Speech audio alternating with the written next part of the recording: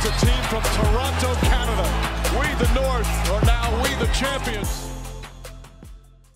What is going on, Raptors Nation? It is Luca here, back with the Raptors Nation podcast. Hope you're all doing well. On this week's edition of the pod, I got a very special guest making his Raptors Nation podcast debut. We got Raptors Nation writer Matthew Valento joining us, as Matthew has been covering the Raptors a ton on RaptorsNation.com.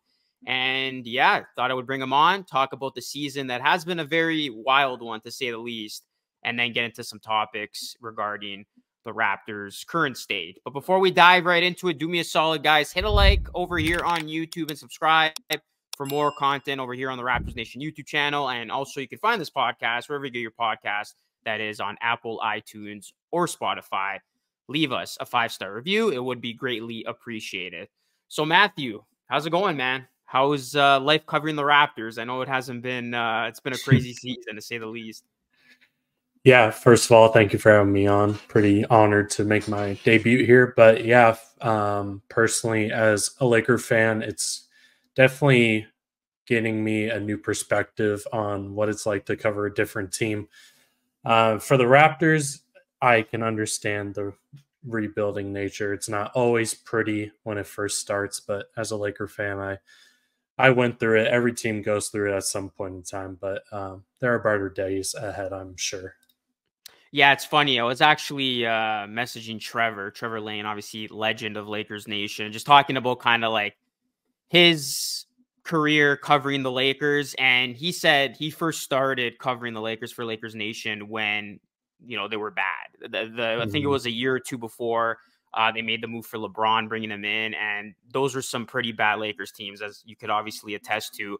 And obviously, you look at the Lakers now, coming off Western Conference Finals. I know they're not where a lot of Lakers fans want them to be now in terms of the standings, but they obviously are going to have a shot if they get in to do some things. So I think for the Raptors, that's the number one thing I preach to everybody who's a diehard of this team. It's going to take time. We know how rebuilds work.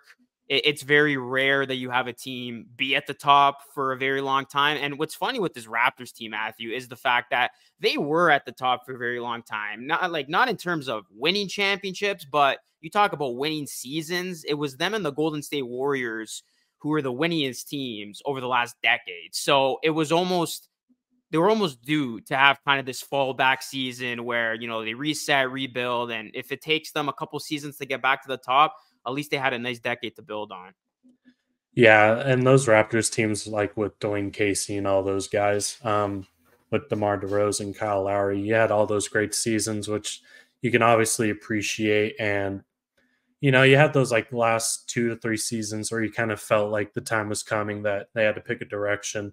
I know personally for me, I would have liked it just from an outside perspective. I would have liked it to be last season, where you could have gotten some for Van Fleet and guys of those nature, but you still got a sizable package from Anunoby and Siakam. So, and plus you already have your number one guy filled out. So with Scottie Barnes. So overall, it's you already got your number one guy there, which is good. So it's just all about hitting on your draft picks. Got a good amount of first round draft picks. So it's just about relying on the scouting department, and hopefully you can build some quality pieces around Scottie Barnes as the time passes. Yeah, and that's well said. I mean, a lot of teams spend a while searching for their next guy to build around. Where the Raptors are ahead of schedule when it comes to the rebuild is they do have their guy, and he's been having a tremendous season. And we'll start by talking about Scottie Barnes. I mean, all-star appearance, first time of his career. Deserved, just absolutely burst onto the scene his third season. And one of the biggest things that Raptors fans were hoping for was that Scottie Barnes was going to indeed take that third-year leap and really make it easier on management to fully commit to him and rebuild around him. And they kind of saw how he jumped out of the gate, got off to a great start, and it made it easier to then, ship guys like OG and Siakam and officially start this rebuild. So you look at Scottie, I mean, it's definitely been great to see his growth this season, but unfortunately, it just wouldn't look like the Raptors were starting to build some good habits and some momentum. He does go down with that injury Friday night against the Golden State Warriors. Scottie Barnes coming down with a lot of pain. holding on to his left hand. And Barnes, as a result, underwent successful surgery to repair the fracture to the middle finger on his left hand. But as a result now, Matthew, he's going to be out indefinitely. And I mean, just given the current circumstances with this team, where they sit, it does seem likely that Barnes will not return for the rest of the season. And we will see him back in October. And I think for the Raptors' sake, they obviously shouldn't rush him back when the Raptors are where they are. I mean, if this team was in a playoff spot, for sure. But right now, I mean, this Raptors team, even with the injury news to Pirtle, he's going to be out indefinitely. It's looking like they're going to shut these guys down, which is the right call here. Yeah, well, obviously, you hate to see it for a guy that's having his breakout season, and obviously, he got his first All-Star nod, which is great, and probably more down the line. But yeah, I mean, that's what Raptors fans were looking for. They were looking for that breakout year this season, and he definitely did that, averaging 20 points, 8 rebounds, 6 assists, averaging almost 1.5 blocks and steals. So very great season for Barnes. And yeah, you don't want to rush him back given the Raptors are 23-39. It looks like the play-in's pretty much out of reach at this point in time. But for, I guess, a little bit of a positive outlook, this is kind of like a tryout period, I guess. You get to see a little bit more about Emmanuel Quickley and RJ Barrett, how they're able to carry the workload and then kind of just give some young guys some opportunity to see if they're truly worth holding on to as the rebuild progresses. But overall, it was a great year for Scottie Barnes. Wish him the best, speedy recovery, and this is kind of like the setting point of his career. I'm sure he'll only go up from here. Yeah, the only player in the NBA to lead his team in all stats. Scottie definitely has exceeded all expectations for the season. And as of late, I mean, he's debunked the wild narratives that were spun out there that he was just the guy that filled up the stat sheet but didn't really impact winning. I mean, it's been night and day how this team has looked without Scottie. Like, they looked absolutely terrible in their most recent blowout loss against the Pelicans. And then against Charlotte, they almost lost that game too. So Scottie, I mean, he does so much. And I think one area of his game that, you know, doesn't get enough credit is just how he impacts it defensively. Like, it's hard enough to be literally your team's leader in every single stat, having to do a lot of, you know, the carrying in terms of the offense, facilitating, crashing the glass. But then we've seen him on the defensive end, just getting the assignments that he's had, neutralizing the other, you know, team's, you know, threat, just being a defensive player of the year type of player, just with how he's able to defend all 5 positions. And that's what makes Scottie truly unique. And I thought what Draymond Green said the other day about Scottie was really, really high praise. I'm paraphrasing, but he basically said, yeah, I see Scottie, you know, doing bigger things than I did. And that was kind of like the archetype type of player that he was compared to coming out of the draft was a Draymond Green. But you look at his offensive upside, I mean, he's going to definitely go on to be a better player than Draymond Green. And that's saying a lot because Green's obviously, you know, a future Hall of Famer, won a bunch of championships. But you look at what Barnes had already, just the versatility, the way he's able to fill the stat sheet. But then we saw that offensive outburst take place this season, which is what we were all hoping for as fans. You know, that 3-point shot, getting it to go down with consistency, being able to average close to 20 points. It sucks because, like, he's going to officially end the season averaging 19.9 points. It's like he was so close to officially saying he was a 20-point scorer for the season. But just looking at how we finished last season to this season, the type of incremental leaps he's taken across the board, it's been just unbelievable to see. Yeah, it's night and day for sure. And just having that guy as your number one option and somebody who can take on the number one option every single night is just great to have. And honestly, just sets a tone to have your number one guy just be able to set the tone defensively, I think is pretty huge. I know whenever there's a number one guy, other teammates look up to him in terms of getting the team going, and providing that just energy on the defensive end can only do wonders for the Raptors moving forward. So very interested to see how he progresses offensively, in particularly as his career progresses. Yeah, and now, it's about building this team around him. So obviously you have the other core pieces, Quickly, Barrett, who I think, they're starting to build a nice continuity amongst each other.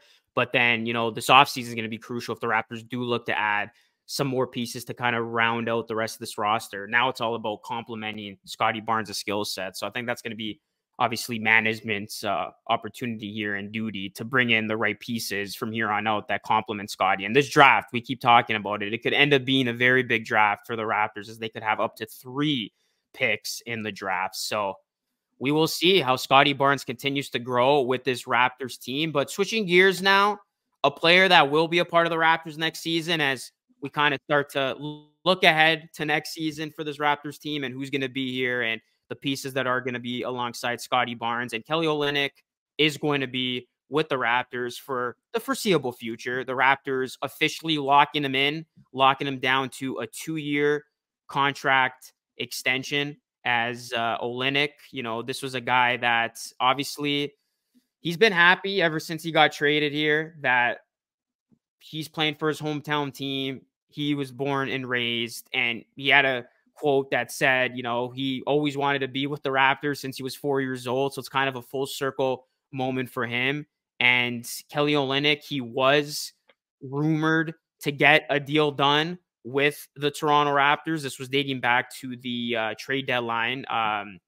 It was reported that he was going to sign the extension. And then Woj officially announcing that, yeah, he has signed that extension. 2 years, $26.25 million with the Raptors, and it's going to keep him with the team through the 2025-2026 season. And Matthew, when you look at the deal, 2-year, $26.25 million, I think it's a very fair deal. It is fair value because you look at like a Dennis Schroeder, who obviously didn't work out here with the Raptors. He got a 2-year, $26 million deal. So very, very similar to this. And Olynyk, you look at his age, obviously he's a veteran. He's 32 years old, but what I've really liked about him is he's going to be that valuable veteran presence in the locker room. And he's going to have the same type of role on this Raptors team that we're starting to see than the one he has on Team Canada, being kind of, that older vet that young guys can turn to, that young guys can learn from. And not only that, but, he can give you a very steady backup center option. And he's really going to be put to the test now that Pirtle's going to, in all likelihood, be out for the rest of the season. And you look at Olynyk, I know his 3-point shot isn't there yet in terms of where it was in Utah. So certainly want to see that go up. But I think that shot's going to come around.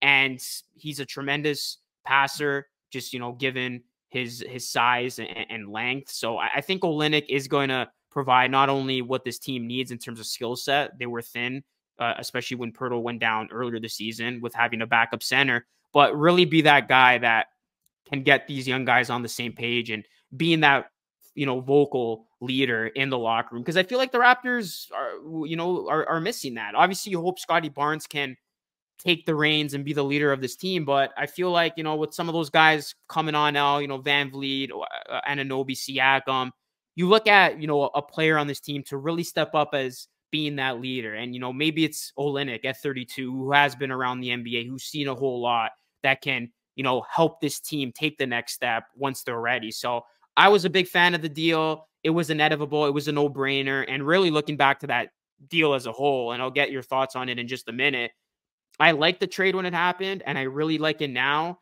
because you have Olynyk locked up, veteran presence, and then Abaji, I think, has tremendous upside still. You hope he can turn into a 3-and-D player. That 3-point shot obviously needs work, but I've really been pleased with what I've seen from him on the defensive end. So, yeah, Matt, what was kind of your initial thoughts to the re-signing and just what have been some of your takeaways on what these two guys have brought to the Raptors since the trade?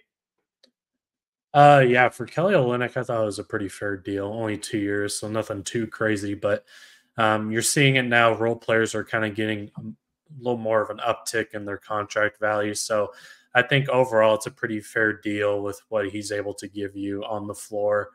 And personally, he's given my Lakers some issues in like the 2020 finals. He's always been a thorn in our sides. But I think he offers a very different look than Jakob does. I think being able to space the floor is going to help with Scottie Barnes when he's back out on the floor, and Emmanuel Quickly and all those other guys, as they like to get downhill occasionally. But also able to pass the ball as a big man is also a great help as well.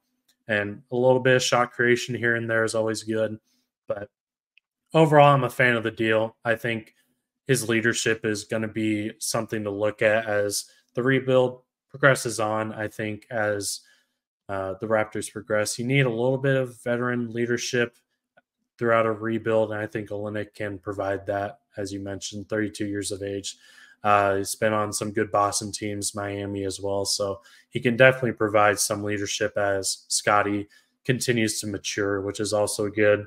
And then for Abaji, it's going to be interesting to see with Barnes down if he's able to step up into that role. I know in that Pelicans game it was not pretty. He only played 16 minutes, didn't really shoot the ball particularly well, and didn't shoot it well in his first game starting. But I think the upside's definitely there. At the very least, can be a good perimeter defender, which is also always helpful for point of attack guys. But it'll be interesting to see. You would like his shot to come around. Obviously, from 3-point range, hasn't been the greatest, but overall, it's good value for both of the guys that you got at the deadline. But overall, it's going to be interesting to see how these two guys finish out the season and if they're able to build off of it heading into the 24-25 season.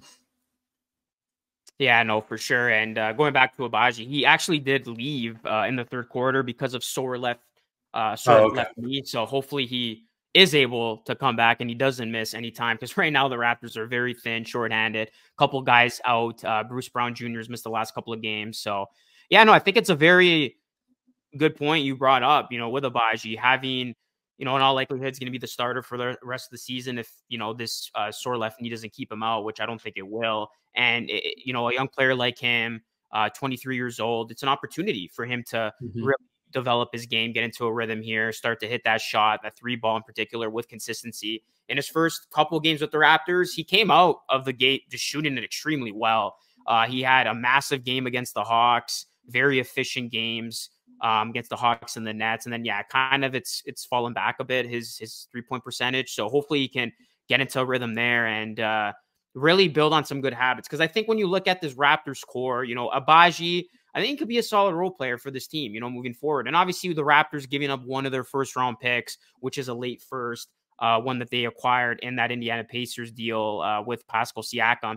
They're pretty much betting on Abaji to be, better than that late first rounder that they would have taken if they kept that pick. So yeah, these are two guys that they brought in, obviously with intentions of keeping them long term, and they see them as being puzzle pieces to what they're building here. Abaji, young, fits, some needs of this team and fits the youth movement. And then a guy like Kelly, like you said, bringing in that veteran leadership, and also having a stretch five is very, very crucial with the type of play style that this team has, especially when Scottie Barnes is running the point. And that was actually like one of the criticisms, I guess, with Poeltl. Like Poeltl, great rim protector, great true big man, but his play style doesn't complement a Scottie Barnes. You need a more new age stretch five who could stretch the floor and hit threes like Kelly Olynyk does perfectly. So I like that they have now kind of a balance there where you have a true big, and then you can have Olynyk come out as well when you want to play that stretch five ball with Scottie Barnes running things. So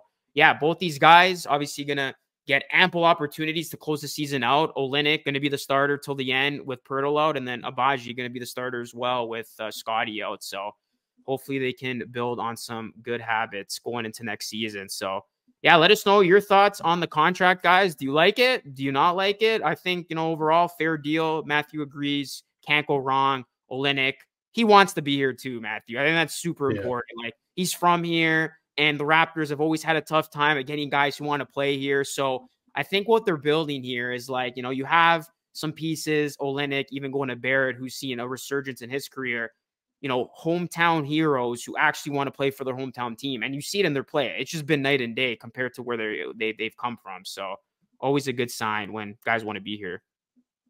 Yeah, for sure. It's always a good sign.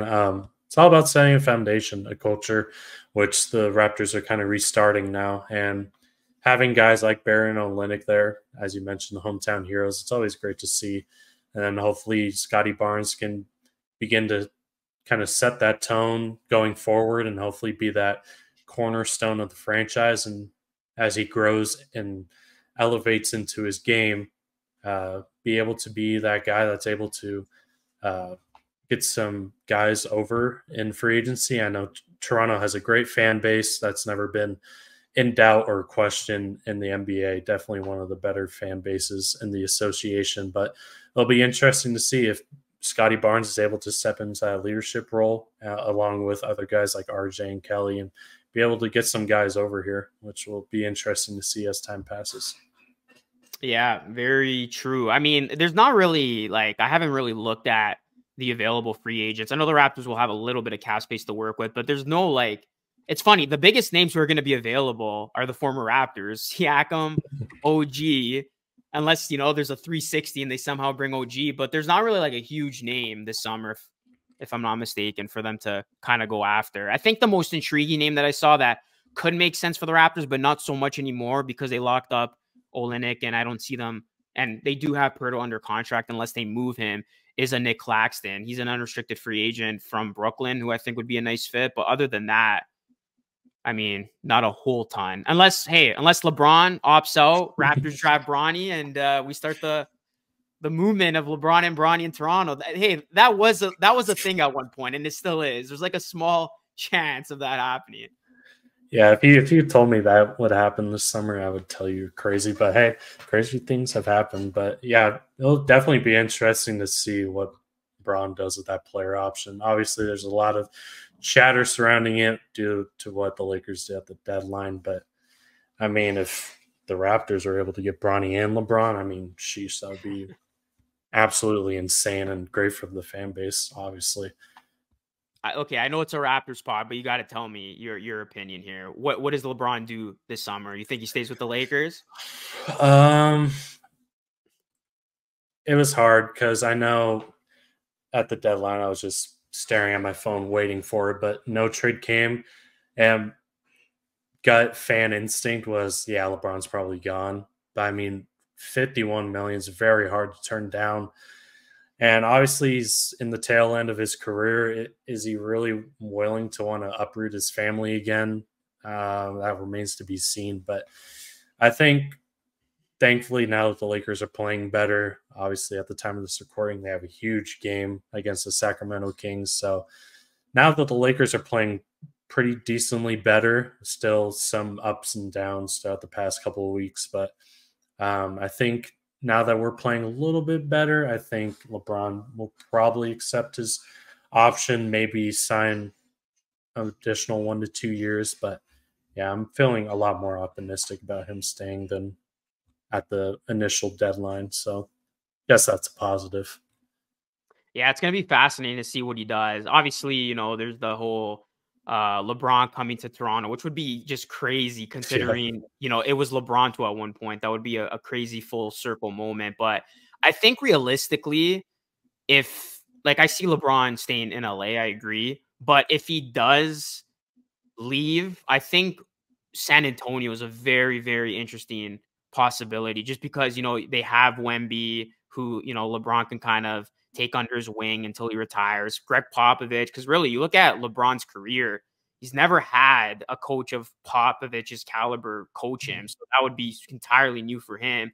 And then San Antonio, they're going to have some draft picks to work with. Maybe they're the team that says, hey, okay, we'll draft your son because I know you want to make that a reality. So I think San Antonio is that team, dark horse, if you will, if there is the slight chance that LeBron does opt out and leaves LA. Yeah, obviously Wemby's just an absolute monster with what he's doing as of late. Just averaging 20, 10, 3 blocks and a steal. Absolutely absurd. I know he gave the Lakers some work as well. But yeah, I think for the Spurs, I think getting a passing point guard or a willing passer to surround Wemby with, like a guy like Trae Young, I know he's kind of been mentioned as a guy, but I think, yeah, going out and getting a point guard or a generational passer like LeBron would be huge for them, make Wemby's life a little more easier. So that would definitely be a curveball for sure. But obviously, having Wemby and LeBron on your team would definitely increase your fanfare a lot. And be one of the more national TV teams heading into next season. But yeah, it'll be interesting to see how Wemby pans out in terms of what the Spurs are able to do to surround him with talent. So that'll be very interesting for sure. And Wemby in just 56 games has shown what generational talent he is. So very insane. Yeah, he's been crazy to watch. All right, we'll get back on track here. I know we're getting carried away with other NBA topics here, but when the Raptors are not good these days, it could be easy to talk about other things. But back to the Raptors, we're going to finish up strong here, and it is a topic of conversation now, Matthew, amongst the fan base, because obviously the reality is Raptors 5 games back of the final play-in spot, 20 games left. This team's going to be down 2 key pieces. Their all-star Scottie Barnes, Jakob Poeltl, who the team has been a disaster without. It's going to be tough sledding to end things. Their schedule, they're going to be taking on a bunch of tough teams. I know they got some winnable games in there, but, they got Phoenix coming up tomorrow night or tonight at the time of the recording.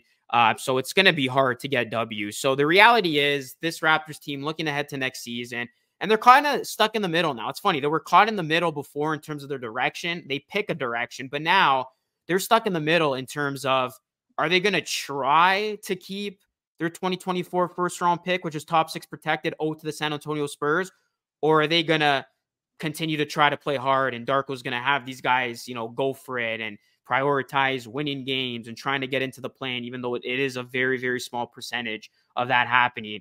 Because right now, 5 games back of the Hawks, like I said, of the final play-in spot, but then alternatively, 2 games back of the Memphis Grizzlies in the reverse standings of finishing with the 6th worst record in the NBA, which would give the Raptors about a 45.8% chance of keeping that 2024 first-round pick if the Raptors do, in fact, get the 6th pick in the draft lottery. So, Matthew, are you team tank? Or do you think the Raptors should be delusional and try to win games here with RJ and Emmanuel quickly, hopefully able to do that without Scottie? Yeah, not trying to throw a shot here, but the Raptors have kind of done their delusion at trying to win some games the past few seasons. I think now you're at the stage where Scottie's out, you embrace the tank, try to get that pick. I know a lot's been made about this year's draft class, not necessarily like star-studded talent in this draft, but I think it's not a particularly bad idea to get within the top 6. I know the Grizzlies are really bad and they're decimated with injuries as well, but I think with now if Scottie was there, I think you can make the argument that you could try and make a push for that play-in, but I think now 5.5 is a little bit too much. But I think with this 2024 draft, it's going to put some pressure on the scouting department to be able to find, most of these guys are kind of role players and they fit certain roles. So I think that might be better for Toronto, just to be able to have more ammo and be able to take some chances on some guys and be able to build out a good rotation with some good young talent alongside quickly Barrett and Barnes. So I think you just embrace the tank, and the motto is always more first-round picks when you're in a rebuild. So the more the merrier in my mind. Yeah, I agree. 4.5 is going to be a lot to make up over 20 games, especially with the Hawks playing a little bit better lately, which is funny because Trey's obviously been out for them. So basically, I was team tank initially, but then the Raptors starting to, win some games. They really sold me with their first 3-game winning streak and that pizza party finally coming out of the All-Star break. And then at that point, I saw it making sense. The Raptors were 3 games back.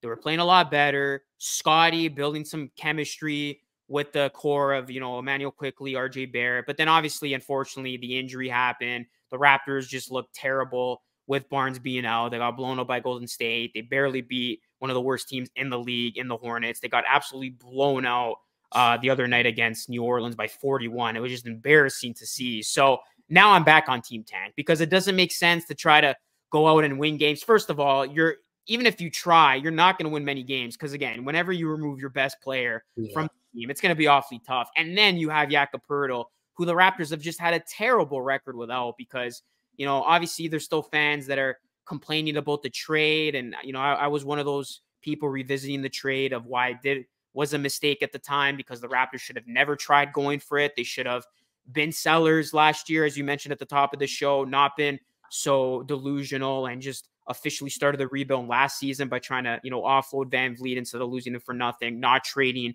your future picks.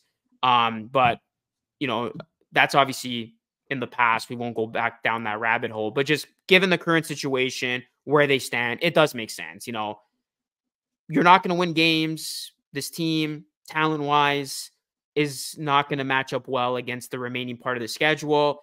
Try to keep that first-round pick. And what sucks is because of, the repercussions of the trade, they could do all this losing and they might fall short, right? They could either finish with the seventh worst record, which it will go to San Antonio. And even if they do finish with the sixth worst record, they could still get screwed because it's still only a 45.8% chance. It's not even a 50% chance. So it's going to be one of those things that you're going to literally have to just hope and pray till the, NBA draft lottery that the ping pong balls goes this Raptors team way. So it is going to be tough from that perspective. But at the same time, I mean, yeah, this team's not getting into the play-in, and even if they do, they're not going to make any sort of noise. So yeah, I'm with you, man.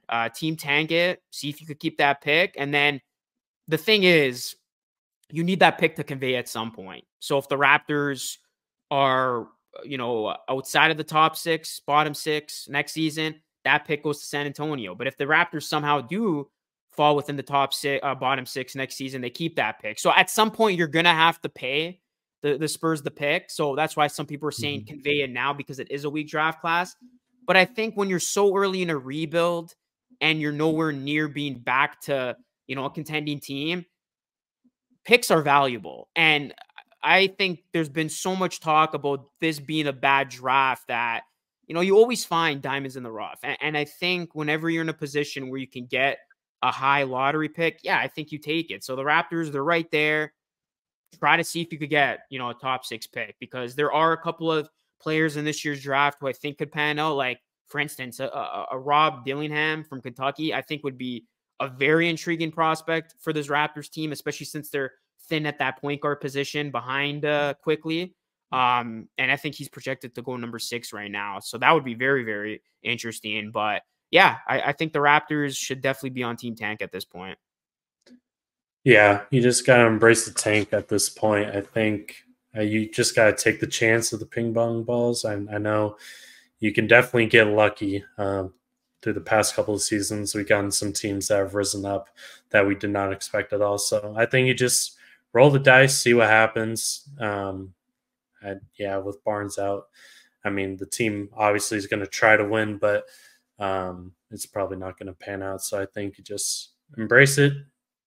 Take all the losses. I know definitely not be pretty, as we saw against the Pelicans, but you just got to do it at this point. Every pick is valuable, no matter the draft class. So I think it's just you just got to do it at this point.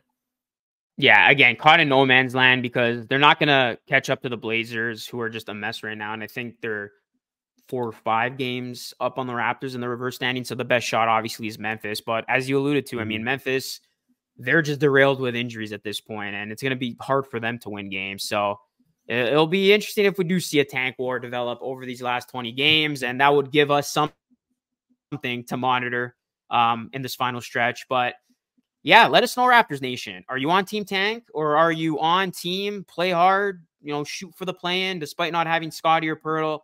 Let us know your thoughts down below. And yeah, that is going to conclude today's episode of the Raptors Nation podcast. Matthew, I want to thank you for coming on to the show, and let people know where they can follow you. Yeah, thank you for having me on. It was a great pleasure chopping it up with you. But yeah, you can follow me on Instagram.